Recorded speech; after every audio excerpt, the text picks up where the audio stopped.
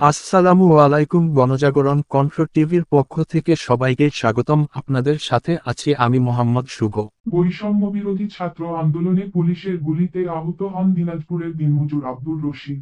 বৈষম্য বিরোধী ছাত্র আন্দোলনে পুলিশের গুলিতে আহত হন দিনাজপুরের দিনমজুর আব্দুর রশিদ। দারিদ্রতা আর অর্থের অভাবে 3 দিনের সন্তানকে বিক্রি করতে বাধ্য হয়েছেন তার স্ত্রী কোকেয়া বেগম। সোমবার 9ই সেপ্টেম্বর রাতে বিষয়টি জানতে পেরে আব্দুর রশিদের চিকিৎসার জন্য জেলা সমাজসেবা অধিদপ্তর, হাসপাতাল কর্তৃপক্ষ, বৈষম্য বিরোধী ছাত্র আন্দোলনের সমন্বয়ক এবং জেলা প্রশাসন থেকে আর্থিক সহায়তা দেওয়া হয়েছে। জানা গেছে, এদিন রাতের দিনাজপুরের জেলা প্রশাসক শাকিল আহমেদ টিম পাঠিয়ে শিশুটিকে ফিরিয়ে এনে মায়ের কোলে দিয়েছেন। এই বিষয়ে জেলা প্রশাসক শাকিল আহমেদ বলেন, বৈষম্য বিরোধী আন্দোলনে দিনাজপুর সদর উপজেলার চেহেলগাজী ইউনিয়নের দিনমজুর মো.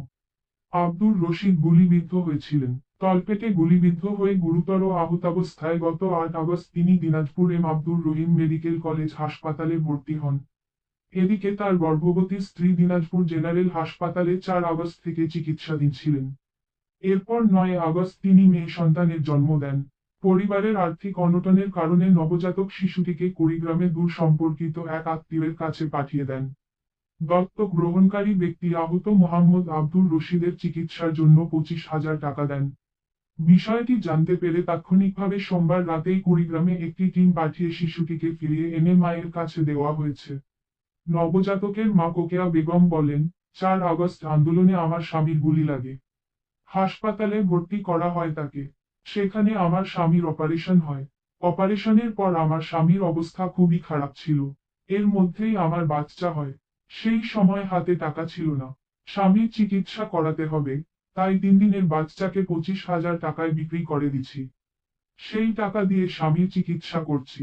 খারাপ তো লাগবে, কিন্তু সেই সময় কোনো উপায় ছিল না। স্বামীকে তো বাঁচাতে হবে। স্বামীকে আরো অপারেশন করতে হবে। সুস্থ হতে আরো 2-1 বছর লাগবে। নিজের কোনো জায়গা জমি নাই। মানুষের বাসায় থাকি। সরকারের কাছে অনুরোধ আমার স্বামী যেন সুস্থ হয়ে কিছু করতে পারে। আহত আব্দুর রশিদ বলেন, 4 আগস্ট স্ত্রীর প্রসবের ব্যথা ওঠায় হাসপাতালে নিয়ে যাই। আমি টিকিট কাউন্টারের সামনে পুলিশের ছড়া গুলিতে আহত হই। পরে আমাকে হাসপাতালে ভর্তি করে স্থানীয়রা। আমি চিকিৎসা নিয়ে বাসায় আসি। এর মধ্যে আমার স্ত্রী একটি কন্যা সন্তান জন্ম দেন। বাসায় 3 দিন ছিলাম। পরে গ্রামবাসী সহযোগিতা করে আমাকে আবারও হাসপাতালে নিয়ে যাওয়ার ব্যবস্থা করছে। হাসপাতালে অপারেশন করা হয়েছে।